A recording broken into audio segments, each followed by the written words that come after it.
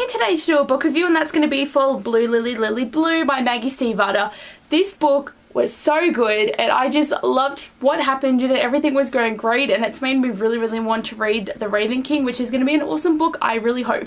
I'm also going to tell you guys that this video is going to contain spoilers because this is the third book in a series and I do want to talk about some of the things that happen. So if you haven't read this book or any of the Raven Boys series, you might want to go away and come back. I will leave links down below to the first two books that I've made reviews for if you want to check those out as well. So if we're going to get into this, one thing I always say in all my book reviews is this book is so character driven. Like, oh my god, every one of these characters I'm so attached to and just everything is happening with them. Everything in this book revolves around them, which I think is really fun and interesting and I just really love it. Like, Blue in this book I feel really developed again in becoming even more a part of the Raven Boys because she, for the first two books, has felt like an outsider even though she does belong. She just has always felt that subtle, like she's not completely one of them, even though, like, obviously she's not a boy, but she has become a part of their group. And it's a beautiful line that she says that she's fallen in love with them but they've fallen in love with each other as well, like something along the lines of that, but like having it that they all love each other so much and that it's just such a cohesive unit of people that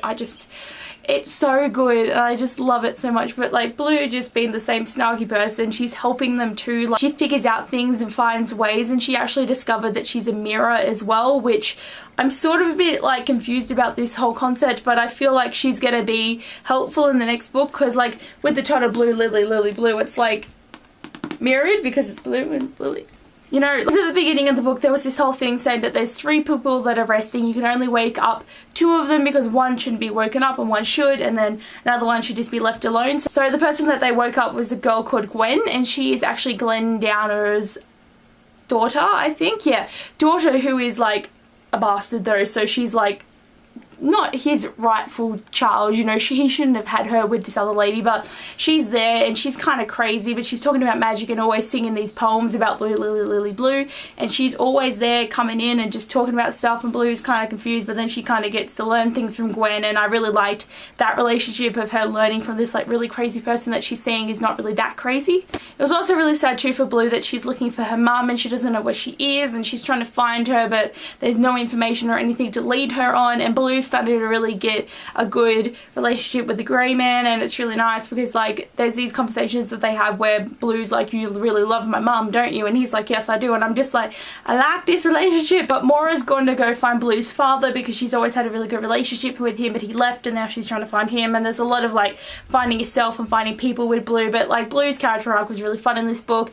Gansey has gotten even more like obsessed with the Glen Downer, and he's got his friend who is the doctor from, I think it's Ireland, but I can't think of what the dude's name is. Okay, Valerie. Valerie's the guy that's coming over to help Gansey find Glen Downer, and he's like a really old like doctor dude, but he's really funny and interesting, and he's got these really weird quirks, and I really like the relationship and Gansey and him bouncing off each other. Oh, I also just like that Gansey's becoming more like less perfect in a sense. Like, he's starting to have panic attacks and he's starting to not dress as well as he normally could and saying things that wouldn't normally be a Gansey thing to say. Like, he's becoming different, and it's a good different, I think, because like most of the book he's always been so put together and always knows what to do and has the right thing to say and never panics, but everything's kind of spinning with him there. But I feel like it's just because he's so close to what his goal that he just starts freaking out about things, and that's cool because everyone has panic attacks and that's fine, and it shows that he's more human. I also really like this relationship going on with Blue and Gansey because they are in a relationship. Like, you can see this, and even though it's not the general normal thing, like they have this thing where Blue calls him and then just starts talking about stuff that's not about their relationship at all, about all their feelings. But I really liked it that she'd call and just start talking about random things, and Gansey would just wait all night for her to call. Like, every night he'd just be there. Like, he had to have this phone call before he could sleep, and I just really like that dependency he had on Blue, and just Blue being able to talk to him and caving. There was a time in Gansey's car where they did have a moment and he was kissing her again, and like not on the lips because like he'll die, but he was like kissing her neck and her cheek, and she was hugging him, and it's like that's how they are intimate when other relationships people can kiss. But it was just so adorably cute, and I really liked that. The moment in the beginning where they were in the car and Gansey like lowered his hand in the back seat, and then Blue like touched his finger like this, and then he's just like, ooh, ooh, and then they're all freaking out because it's like, oh, they're gonna know we care, and it's like, oh, come on, that's nothing. It's cute, but it's nothing really. But it's just, I think that was one of my favorite moments of them, is just that little bit with the hand touch, and I'm like, yes. Adam had such a beautiful arc in this book, right? Because he finally let go of his pride. Like, he finally got over this whole no one can help me and I have to do everything myself, and just like, Adam, you need to let people help you. Because like, it was so good when, not really, but like when Adam was going to trial with his dad because of his abuse, and his dad's coming in saying, you really gonna lie to the court about all this because none of this happened and you're gonna do this to your mother? And Adam's just like, I won't let you hurt me again. And he's at the court on his own, and then Gansey and Rowan run in there and help him, and Adam's just like, thank you. And I'm just like, Adam, you finally grew. You did it. You did it. You're getting better. And I really do like the fact that Adam and Ronan are like growing closer, because I like know from like people telling me that they do get together, and I'm really excited because they're going to be so adorable. But I don't like how secretive relationships in this book, like, you see it, but you have to really read between the lines to see what's going on. Like, I can't wait for the next book, and hopefully everything is just out in the open and it's so much a scene for me to read, and I need it so bad in my life. But I really just like the relationship that's like growing there, and Adam's kind of like, I don't know what I'm feeling here. And there was a line too when he's just like, yeah, why won't Ronan think I'm hot? He should think I'm hot, make me feel better. Like, and I'm just like, oh my god. And Ronan, because he's already is gay, he understands his feelings and he can like use them, but like Adam doesn't really know what he's feeling because he used to be in love with Blue for most of the book. So this thing going on with Ronan, and I hope it's explored a lot more. And like, when there's the Ronan new trilogy, I'm going to be so excited because they need to get together and have more scenes in his trilogy. Ronan was really good in this book too. Like, I feel like he wasn't as apparent as he normally is though, but it was really sad that he found the guy, like, because the Grey Man killed his father, he's kind of got a weird relationship with him because he knows that the Grey Man was more a weapon. But the guy that's actually the Grey Man's sponsor, whose name, I cannot remember any of the names. I'm so bad with names.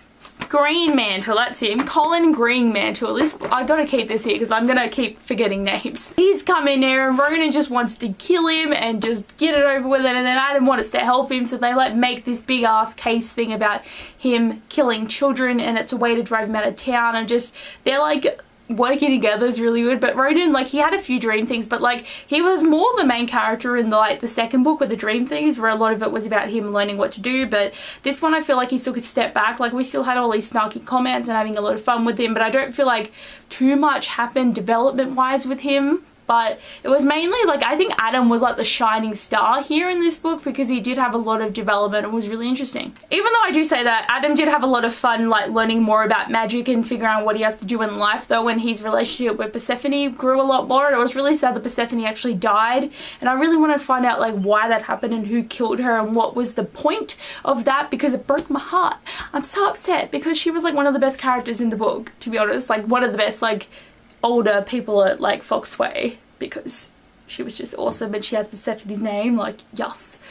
And final character in this book was Noah, and he had a really bit of a weird time in this book because something's going on either with the ley lines or just for how long he's been dead and a ghost. He started to have really weird like panic attacks, and he was like blowing things up and destroying things, and it was getting really weird. And Blue actually figured out a way to stop Noah latching onto her power, because like whenever she's in a room it amplifies everyone's powers around her. But it was really interesting that she was able to do that, and Noah was just starting to get into a really dark place, and I hope that he gets out of it in the next book. Like, I hope nothing happens to Noah because he's just the best character in the book. Oh my god, they're all the best characters though, but still Noah and Blue are just like everything to me. Like, their just relationship is one of the best things in this book because it's so adorable. And just, they're both adorable people, and I really, really love it. But anyway, guys, that is my book review for this, and I am so excited. And just saying, oh, also, I didn't even mention this, I'm pretty sure that they found Gwen down there at the end, and it's just this big plot twist, and that bloody person who is Colin Greenmantle's wife is annoying me. Piper's got some shit happening here. She's done something. Something's gone down and shit is gonna hit the fan, because that's how it goes in these books. But oh my god, I'm really excited to read the next book, and I'm glad I don't have to wait that long. Like, it's just sitting over there, and it, you know, it's quite this size. It's pretty small. So that means it'll be a quick read, hopefully. And I'll be able to find out what's going on in the world and just have a lot of fun. Oh my god, like, just my love for this is too strong. But anyway, guys, thanks for watching this book review, and I'll see you guys later. Bye!